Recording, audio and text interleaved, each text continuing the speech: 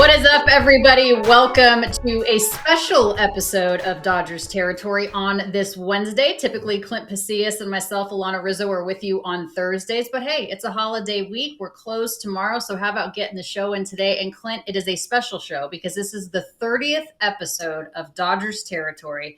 And we have a very special guest coming up. Yeah, we made it. We made it to 30. And we got to bring in the manager, Dave Roberts. So that's going to be fun. I'm excited. I think people are going to enjoy this one. But let's get into some Dodger talk, big ticket. Teo needs an extension, Clint. Let's lock him up. Lock him up for a long time. I mean, the walk-off yesterday against the Arizona Diamondbacks, what he's been able to do as far as outfield production is concerned. This guy's the man. Let's do it. This is, we've talked a lot about it here on the internet over the last couple of months, weeks, or whatever, between this channel, my channel. The Dodgers outfield outlook beyond this season, it could be a little thin, unless James Outman kind of figures some things out. Andy Pages continues to grow, but to have a veteran, to have somebody that knows how to get the job done the way Teoscar Hernandez does, and he's here on a one-year deal, signed here for lesser money because he wants to win, and he also knows, like, hey, the Dodgers help people. The Dodgers are very good at bringing out the most in batters, everybody, pitchers, hitters, all that kind of stuff. Not that he needed an abundance of help, but to get out of Seattle, now you see this dude drops another 3-hit game. The walk-off, that 9th inning I didn't think that was going to happen. I didn't have that feeling in my gut that the team was going to come back the way they did. Will Smith, nice game, gets that double off the wall. Freddie Freeman backs it up with another double, and then Teoscar, send him to the frickin' All-Star game in that starting lineup. Sorry, he's already in the All-Star game. Put him in that starting lineup. Dodgers fans need to vote his ass into the starting lineup. And the Dodgers, Andrew Friedman, Alanna, give him a call. Tell him, get this man an extension right the F now. Thank you. I'm going to call him right now. Yeah, I'm going to call Andrew Friedman and be like, what are we waiting for? Get Teoscar Hernandez to the All-Star game. Get Will Smith to the All-Star game. I mean, the man has unbelievable numbers. And not for nothing, this come-from-behind win and the walk-off win, you mentioned it, Will Smith with the double, Freddie Freeman. It's like Will started it, Freddie continued it, Oscar finished it, Teoscar finished it. And they're doing it without Mookie Betts and Max Muncy, which I don't think we're talking about that enough. I mean, these are two huge elements of this Dodgers starting lineup. Professional at-bats, working the counts, just what Mookie does for you at the leadoff spot, what Max does as far as making the opposing pitcher throw a lot of pitches, and they're getting it done without him, so that's got to make you feel good. Makes you feel really good. That was one of the hopes I had when you find the silver linings. If the team loses somebody like a Mookie Betts, how do they react? How do they respond? You can go tail between your legs, or you could step up, help each other out, everybody pulling on the same side of the rope, which we know this team does very, very well. And it's fun to watch, particularly the top of the order, when they're all hitting on all cylinders, the way we saw Otani. By the way, that baseball destroyed, and it was only like the 10th longest homer of him for him this season, which is insane. Will Smith getting off the schneid here now in July. You love that. And Freddie continues the heat. Bottom of the lineup still a concern, but it's fun to watch the veterans at the top put in that work. And it's also fun. Let's talk a little Bobby Miller.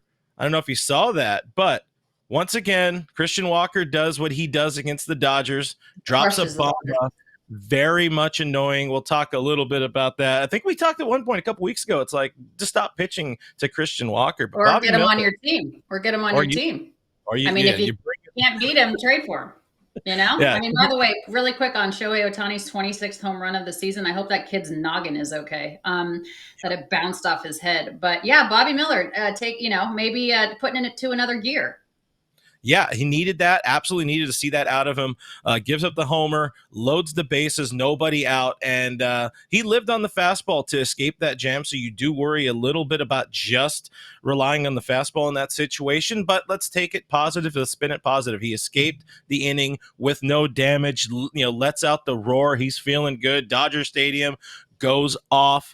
Love to see that. And you hope that continues, his kind of settling back into the starting rotation, because he had said it before between these two starts, his last start and this start, it still kind of feels like spring training to him again. He missed almost 2 months with the shoulder injury, let him kind of, find himself. And if, it was the fastball, whatever it is, helping him get there. I'm happy with what I saw out of Bobby Miller, because I was starting to get a little erring on the side of a little bit of concern. But anytime we can see Bobby screaming, it's a good time. I'm so jealous of you that you still live, in LA, and that you still get to go to Dodger Stadium and see all that stuff. When I was watching the game last night and I saw, Teoscar with the walk-off single, that stadium erupted. And remember when I said that, nothing has no series have any fire until basically we play the Phillies? Yeah. I saw an emotion in that stadium that I hadn't seen in a long time. I mean, all walk-offs are fun. And again, the Diamondbacks, it's a divisional foe, but they're not great this year, at least not yet. And that was a lot of fun to see, just the come from behind and how excited all the fans were.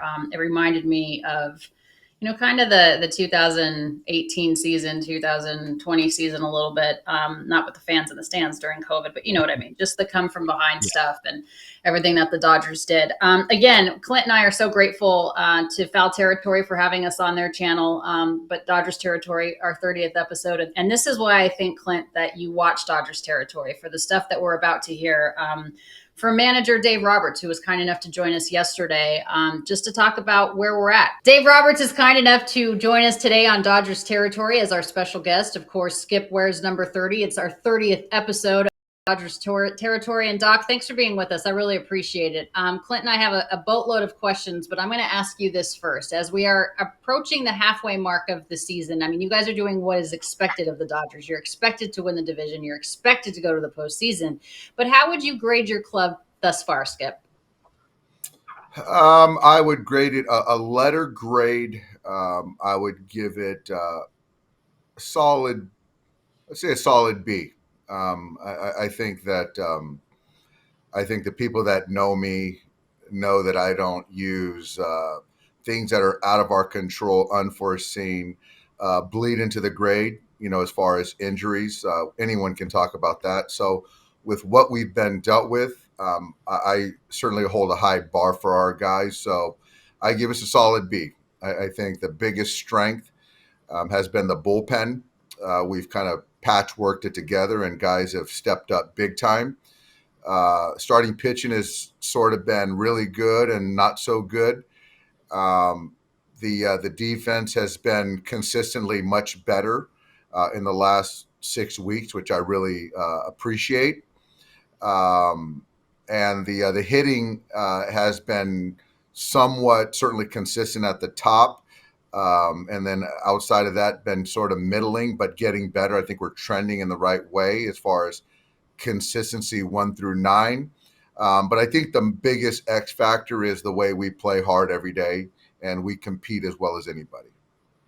So many different ways you can kind of expand off of that. We'll stay positive to open it before we start hammering you with the tough questions here. But I know a month and a half ago or something like that, you did give some love to the bullpen. Definitely, not the bullpen you guys entered camp, expecting to roll out there, but so many guys have kind of stepped up, stepped in, seeing the emergence of somebody like Alex Vesio, who we've talked a lot about on this show.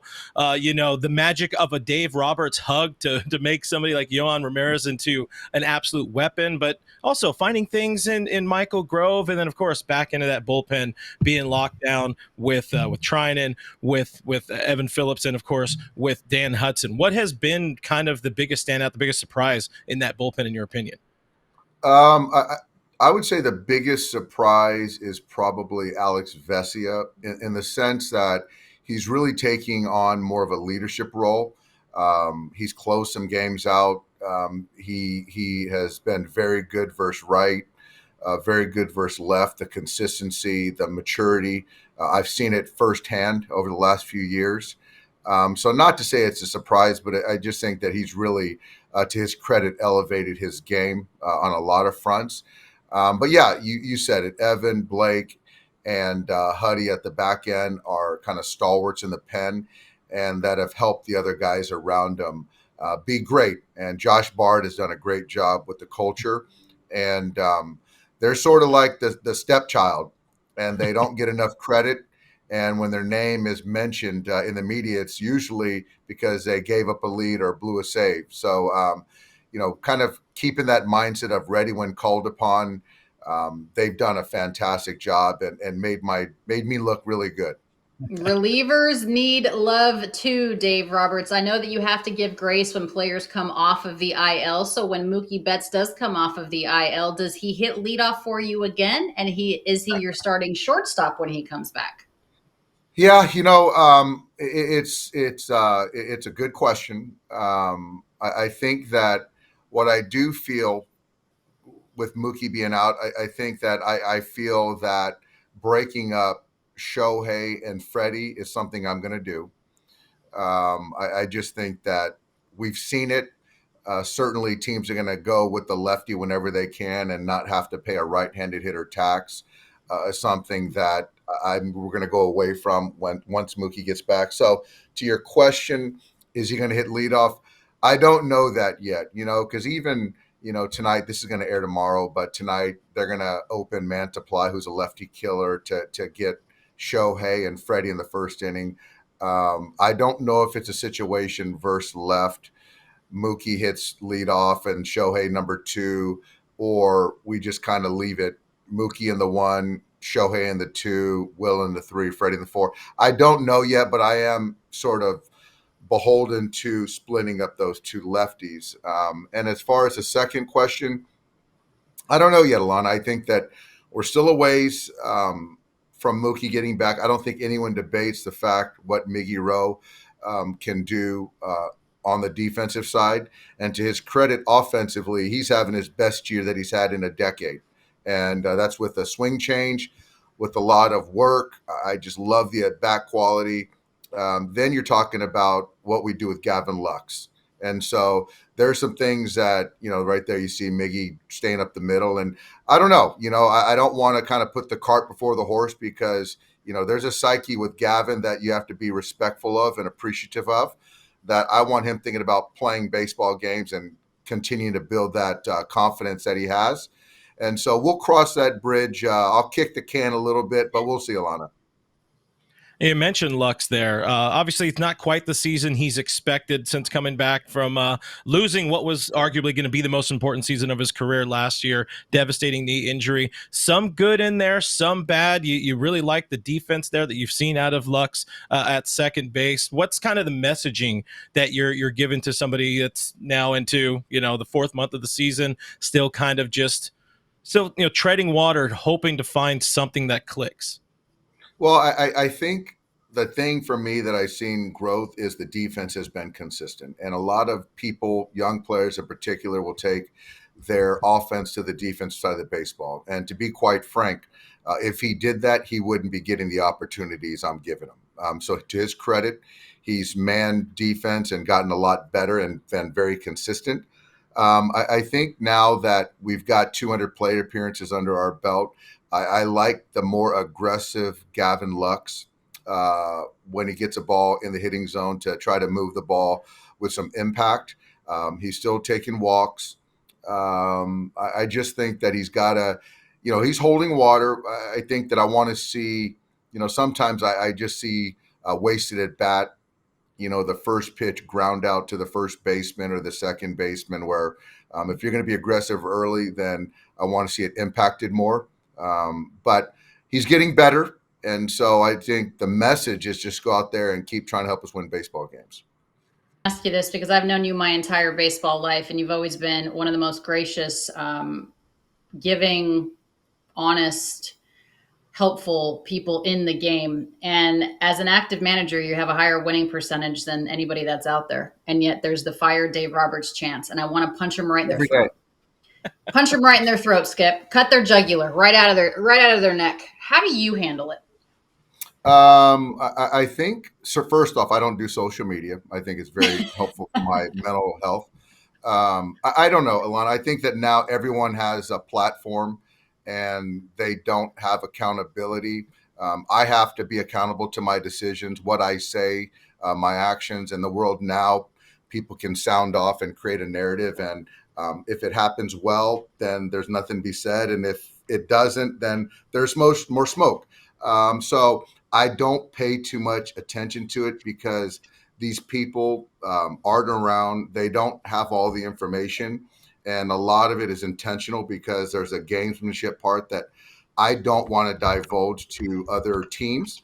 So a lot of people are using information that they have half the information, right? So I think that if you look at World Series or bust, or if I don't win the World Series, I'm fired. All I can do is I know my players respect the way we go about it. I go about it.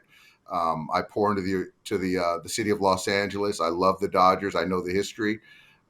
We do win. We got to win in the postseason again, which I expect to. But I don't know, Alanna. I don't let it get to me too much because I love what I do. It is harder now because there's a lot more scrutiny, and even when you win, there's still fire Dave Roberts chance. But I think for me, I'm more sensitive to my kids than myself because this is what I signed up for. Hey, you know what? I look at it the wine glass half full here. That just means the Los Angeles Dodgers are supposed to go out there and win. At any time you guys aren't winning or not, smashing down an opponent by 5 to 10 runs per game, oh, that's not good enough for people. You guys go out there, you win. The success has been there for the last decade. Staying on the social media thing, it's something I've kind of wondered because, Dave, I watched you here as a Dodger in your playing days. I had a whole question about the '04 team. I'll leave that. I know you're a busy man, but how much do you think social media has changed, kind of the player's psyche, how much that affects players and managers today in baseball and, I mean, other sports, but really focused to baseball? What kind of effect has the social media era brought? There's always, like everything, there's good and bad. I think to your question, Clint, I think on the player side, it's been a big detriment. And I say that because it's the old whole adage of you're never as good as they say you are, you're never as bad. With social media, they're getting you're the best, you're the greatest ever, and then you struggle, you're the worst, we want to kill you, your family, what are you doing? And it's just the up and down roller coaster. I think it's hard for people to manage and navigate, especially when people are in their 20s and they're still trying to find themselves as adults, let alone as professional athletes. I've encouraged guys to get off social media because there's not a whole lot of good that comes from it for me. You just sort of go down these rabbit holes. And I think that, it's a big discussion, Clinton. I appreciate you raising this because I think it should be a broader discussion.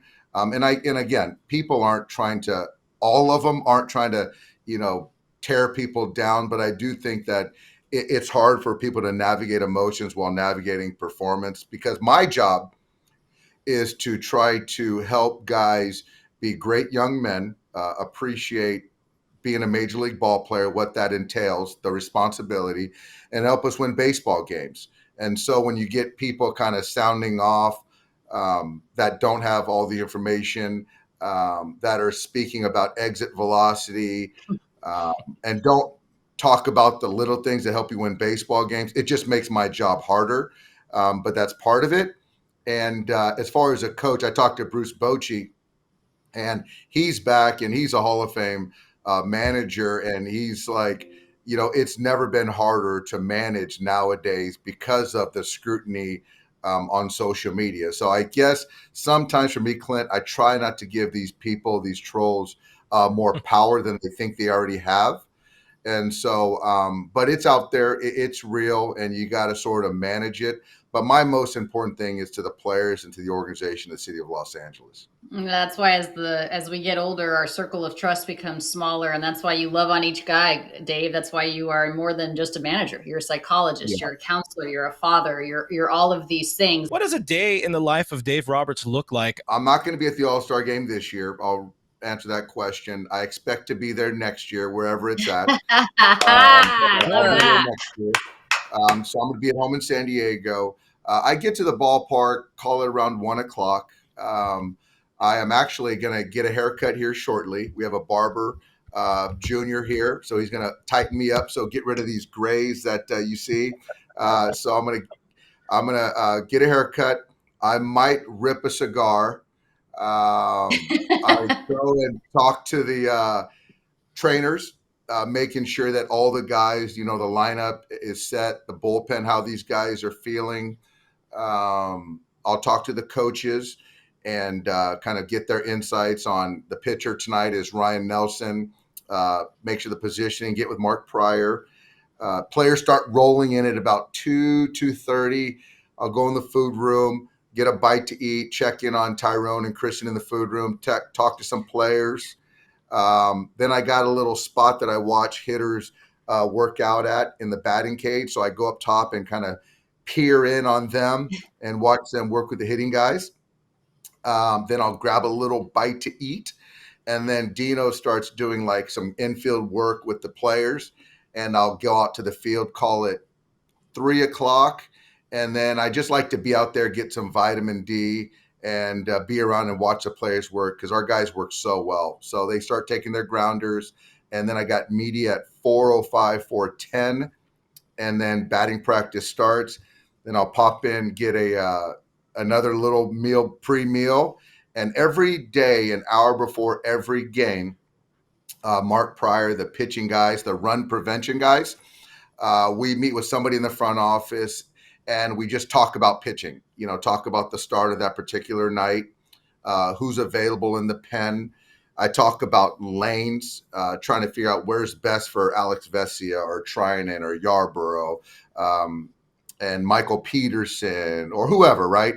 And then so obviously the game can go a lot of different ways each night, but just to kind of give me an idea, where I want to go, what everyone's thinking is very helpful. So we do that every day. And then the best part of the day, Clint, is when they play that national anthem and it's just baseball. Last question before I say goodbye to you. Are you and Shohei going to buy Javi Herrera a Porsche? He saved the franchise. Where's the toy? I know, but that was Shohei's for you, Dave. That was Shohei's Porsche for you. For me. Somebody needs to get Javi a real one.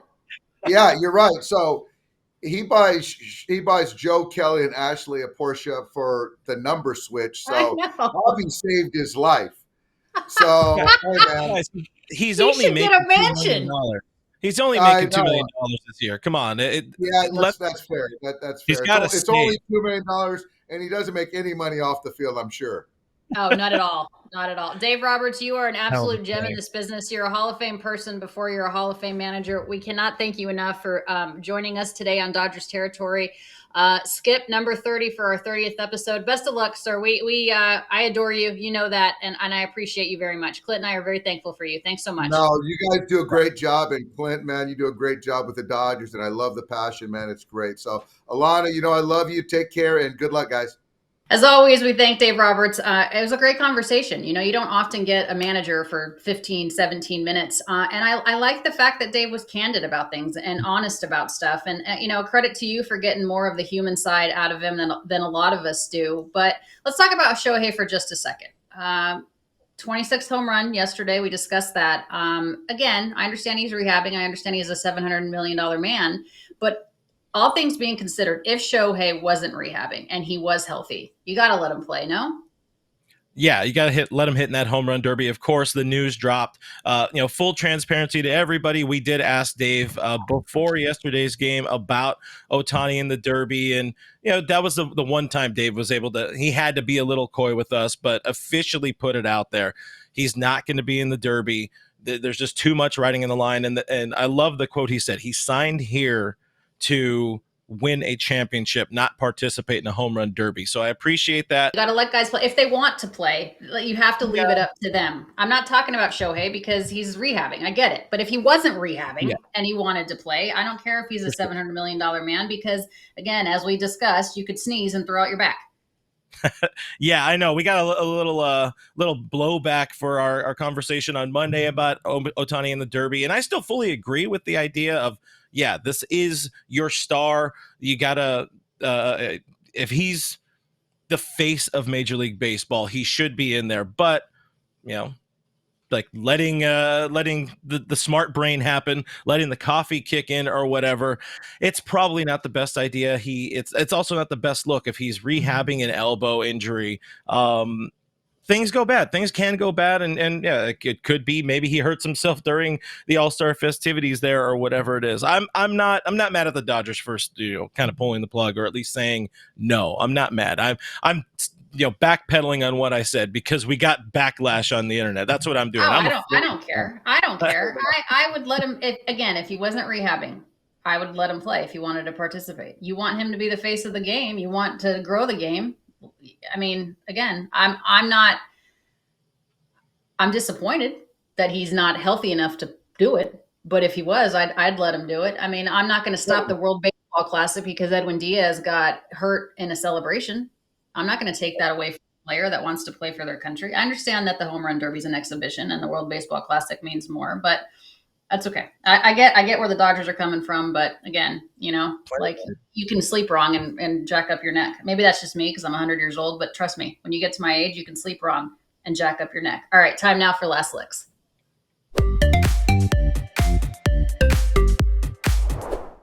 Allow us to introduce you to baby boy Reed. He is a 1-year-old border collie mix. This dog is so special. He was rescued with 3 hours to spare before he was going to be euthanized at the San Bernardino shelter in San Bernardino, California. He is just a love.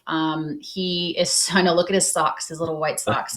He has started training on Monday. So he's in an obedience training program. He's young, he's a puppy, but he's neutered, he's healthy, he's wonderful. He's in a foster home in Orange County, but we would like to find him a forever home. He'll be ready to go when his training sessions are up.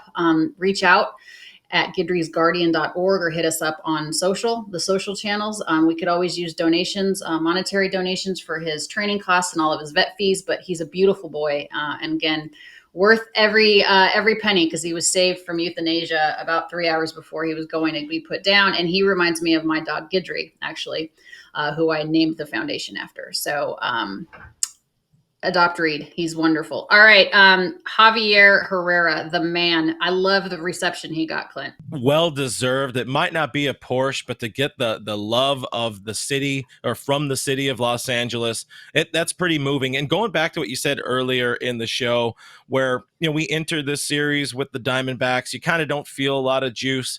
Dodger Stadium brought it. They absolutely brought it last night, and it started with Javi Herrera getting the standing O, the well-deserved, because, again, he saved the life. We talked to Dave about it, too. He saved the life of Shohei Ohtani, or at least saved him from going on the IL. Another thing that might have kept him from the home run derby.